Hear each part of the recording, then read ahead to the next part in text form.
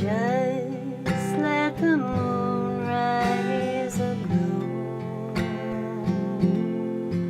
'cause you'll drive through the night while I'm tucked in so tight.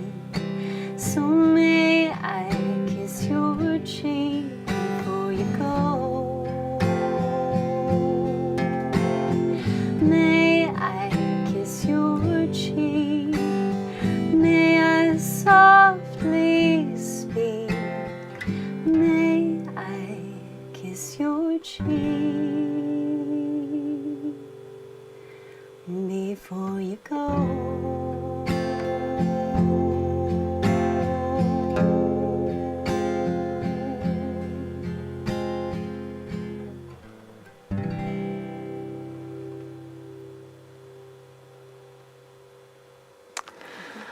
Where did that come from? That song I wrote after I met a cute man at a bar for 10 minutes and he drove off. And I went home and wrote that song. How wonderful. That's what I do. What I find interesting about it is that it's like art. You know, like art you can look at and someone can look at and go, oh yes, that means this to me and that means this to me. Sure. I was watching as you were doing this. I was running the music video in my head and you were at the bed of the hospice, at a hospice, as Wow. you were saying goodbye. That's beautiful. And it was just, it really touched me. Awesome. Awesome. I love that. Love that. Now, you came to Austin in 2010, Yes. right? Yep. Very end of Okay, 2010. I love origin stories. Why would you, and what was it that drew you here, and who was Shawnee Kilgore 2 weeks before you made that decision? Oh gosh. Wow. She was an emotional mess. You were in California. Yes. Yeah. So I moved.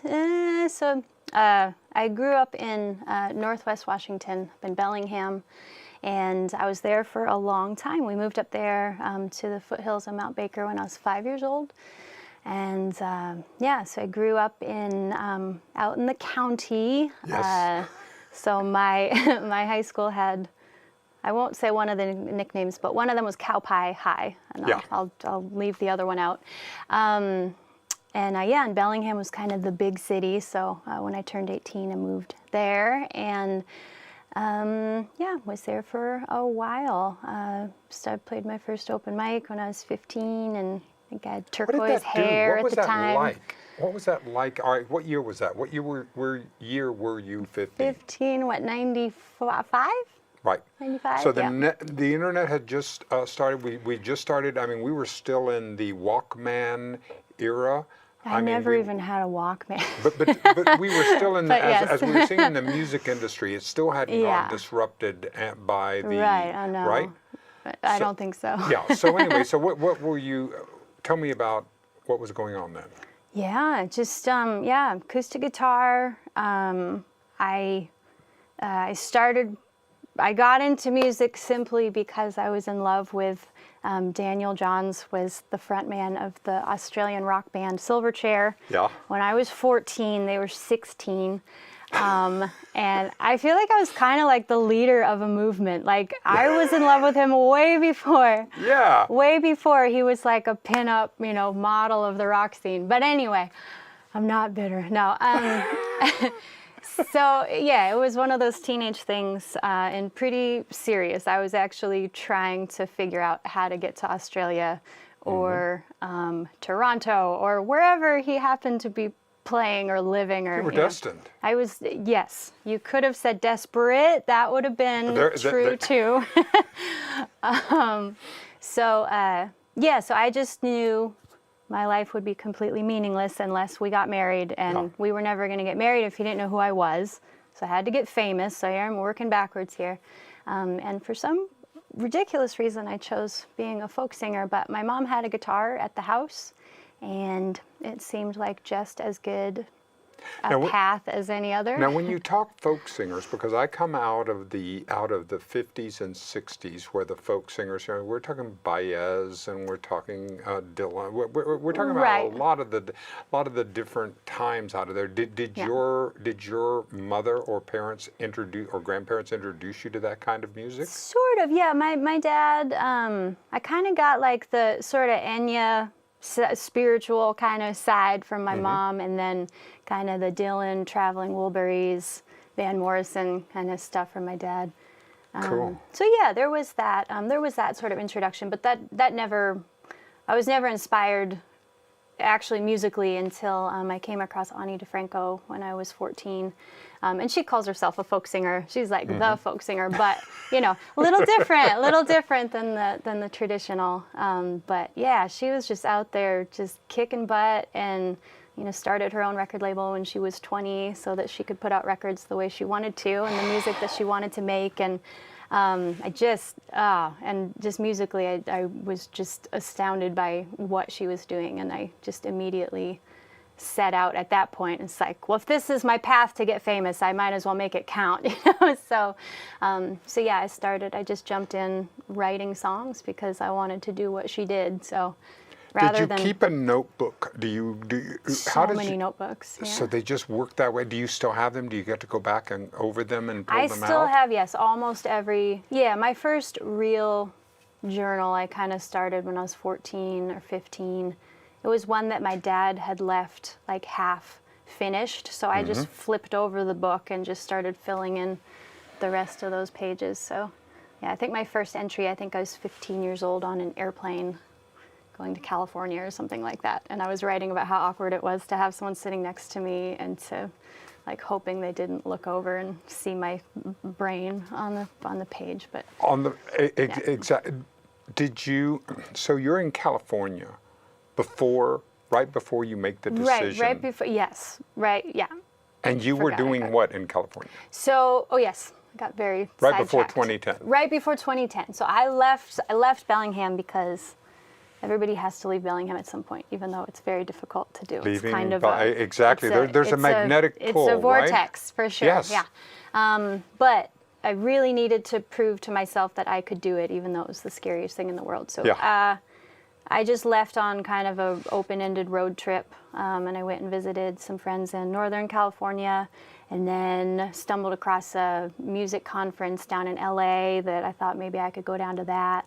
So I went there, and then decided to come to Austin only because a bunch of people had I felt like the universe was just telling me, go to Austin, but it didn't feel like the universe talking. It felt like a bunch of people who had never been to Austin who were saying, oh, there's this great music festival, you got to go there. Yeah. And it just felt like you don't know what you're talking about. So I literally drove to Austin all the way from LA to make the universe stop sending people to me to tell me to go there, because I had been there and then I had left. And yeah, one thing led to another, and that was almost 9 years ago. So. Yeah.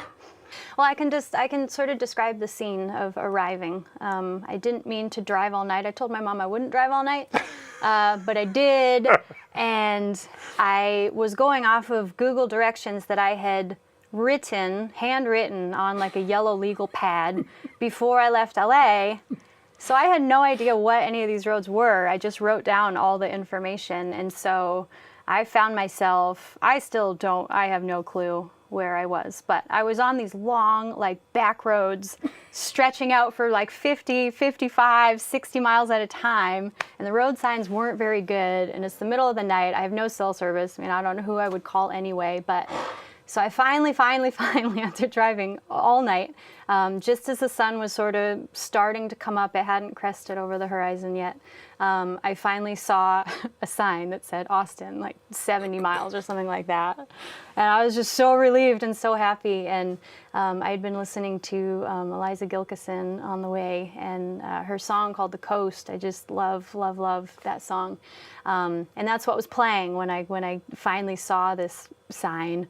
And so I pulled my car over, and there was no one around. And I just turned up that song and just left the door open and just kind of wandered out into this sort of new world. You know, it was just like scrub brush. You know, I couldn't see anything yet, but I just felt something, and it was warm. I was definitely drawn to the warmth and the sunshine of the place. And well, so you come here. Have you made your first album yet?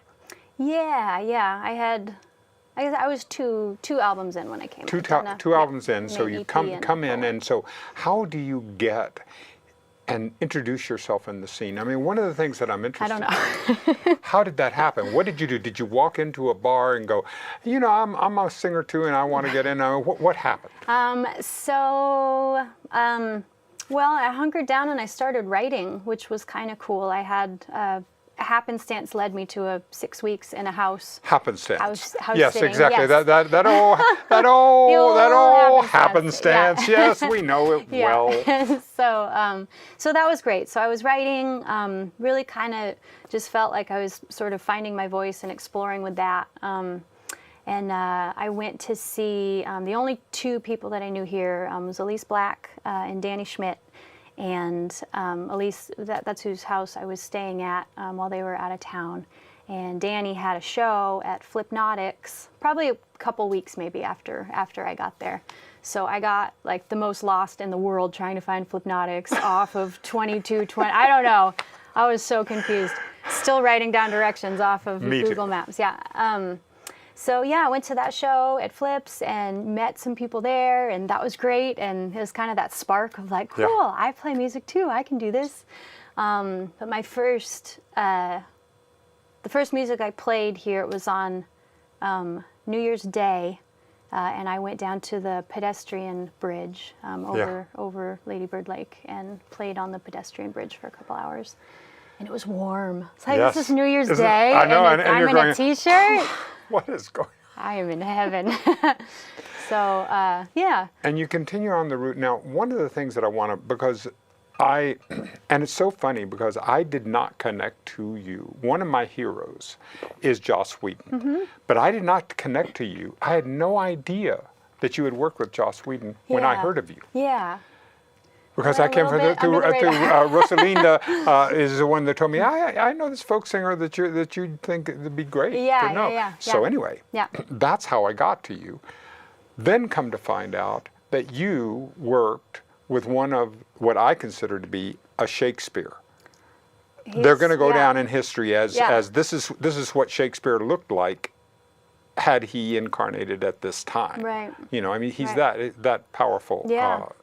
Buffy, Angel, Firefly, Marvel, on and on. What happened? What the heck happened? I was running a Kickstarter campaign for my last full-length album in 2014, and a couple weeks in, I got a pledge from that name, and up until that point, I had to keep asking. Like, people would talk about my sweetie and his family, and you know, and every time I'd have to be like, "Who's that again?" And then they'd tell me, I'd be like, "Oh, of course." I just like kept forgetting. And so this pledge came in, and I, for the last time, wrote to my partner. I was like, "Wait, who is that? Wait, is that who I think it is?" So, you know, I mean, nothing to do but wait until the end of the campaign. And so I emailed him, and his reward was a personalized song written for him. So, you know, emailed and said thank you, and asked, you know, how he wanted to go about with that and if he had ideas. And so, yeah, so he gave me back some, you know, some fodder to work with. And during that time, he was filming Avengers 2, and in some country or another, I never really knew. He had gotten the song that was in my Kickstarter video stuck in his head, and it had sort of, I don't know what the word is, diverted off into his own lyrics for that.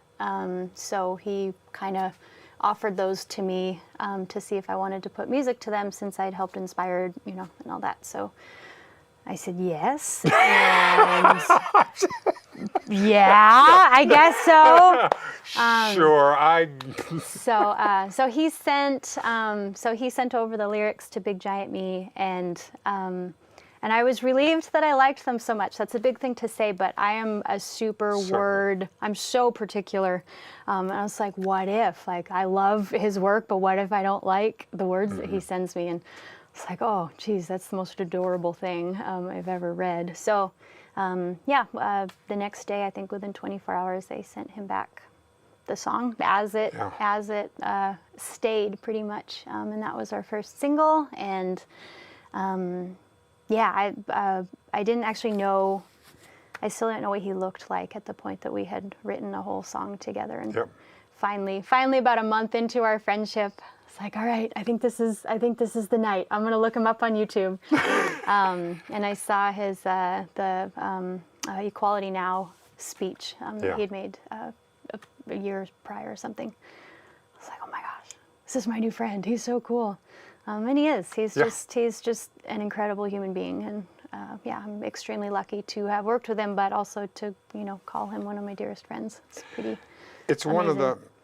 This is the thing, because we were talking about before when we talked on the phone, and that we have to, as artists, find ways to make livings. We wait tables, tend bar, do the things Paint that there houses, are, paint yeah, houses, yeah. whatever it is. I mean, that's all part. But to actually to be a living, working artist in 2019 and beyond, we actually have to create it and have to be able to go. That's part of the creativity, yeah. And using the law of large numbers, assuming that there are approximately 7 billion people on the planet and smartphones are everywhere, a tiny, tiny portion who would just absolutely swoon about Shawnee Kilgore and want to support and want to continue to do that. And how do you reach them? And you found a way to do that. Yes. Yes. Well, one of the.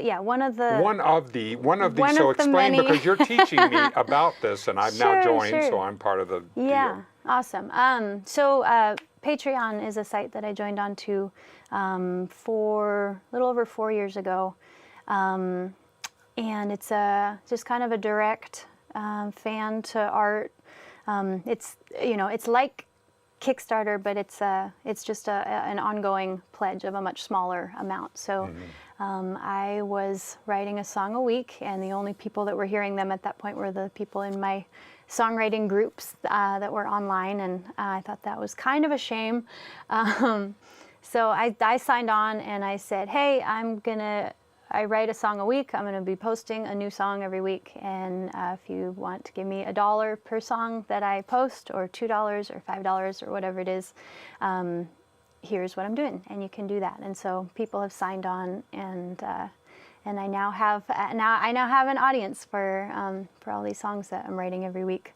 And it's an amazing, it's kind of like a paycheck that I can count on every month. Exactly.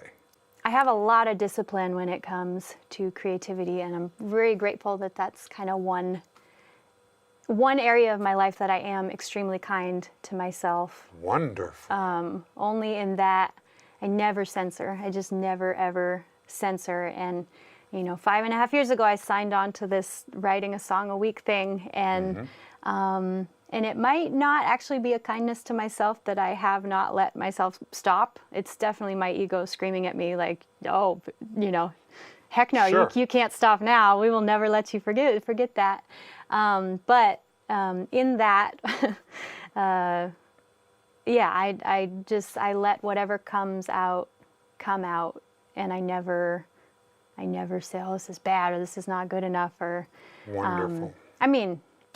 Most of them are not good enough to go on an album or play on a stage, but that's beside the point, and that's not why I write. I write because. When do you know that something is something that has a?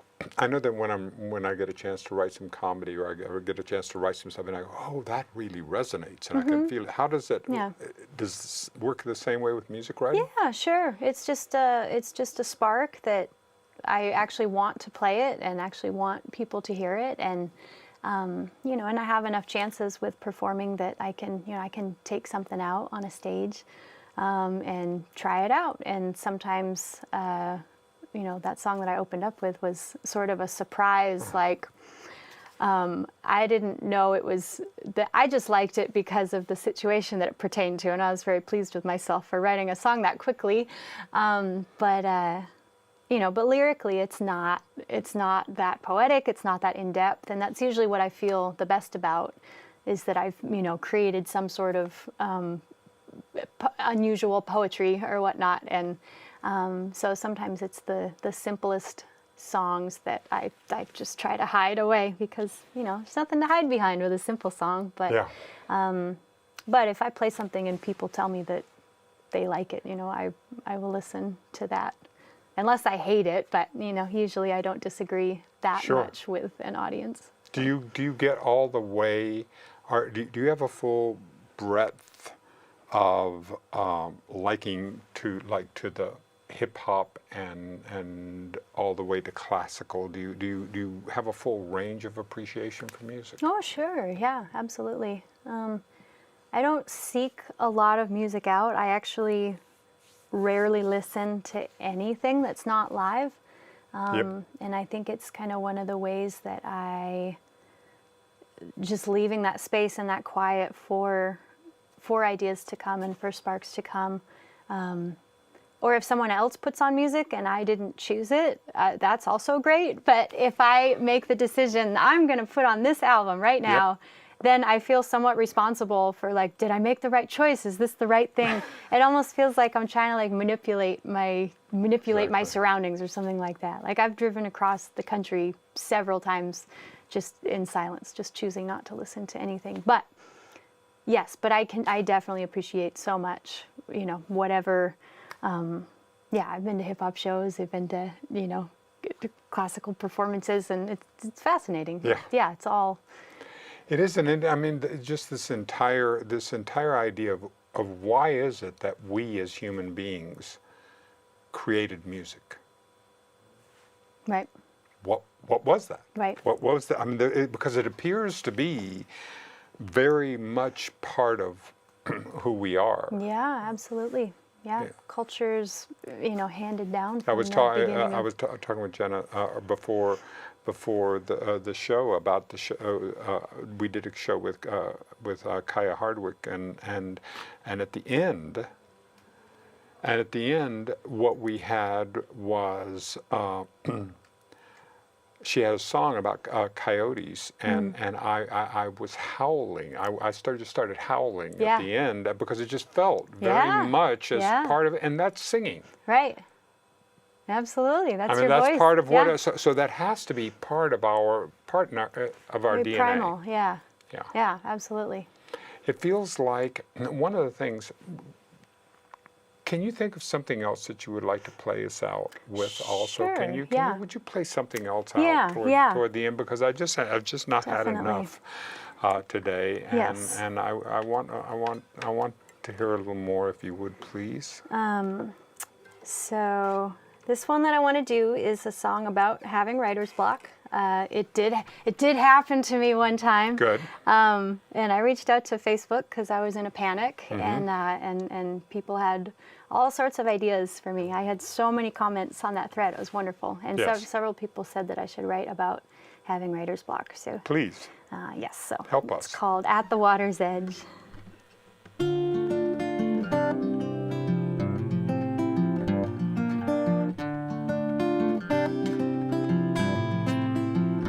I broke the silence and I broke the dawn.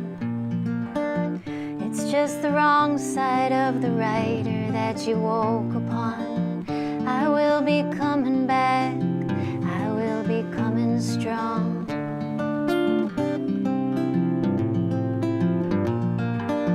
I held the pages and I held the pen. I held the broken heart that couldn't seem to bleed again. I'm coming empty, but I'm coming in.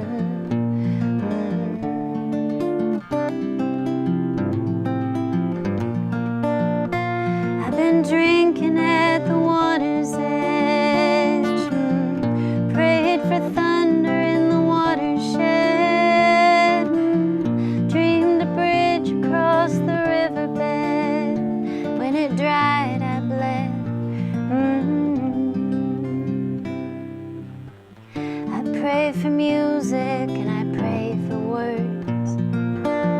I pray for anything but silence in the mouths of birds. It's more than I expect, it's more than I deserve.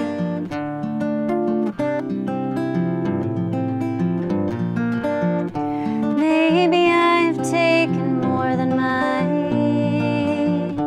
Maybe I'm here taking shots of someone else's wine. My breath is coming back, gasping line by line.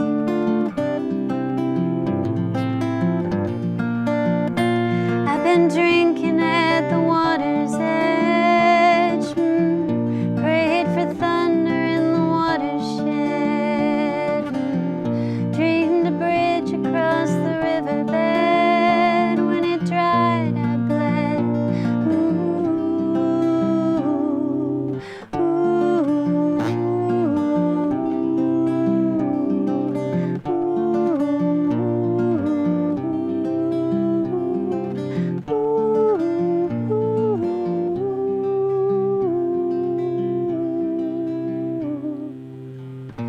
I've been drinking at the water's edge, prayed for thunder in the watershed,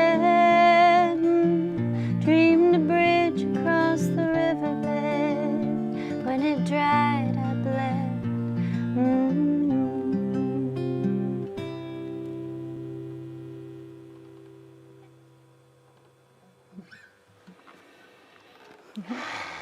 What fun.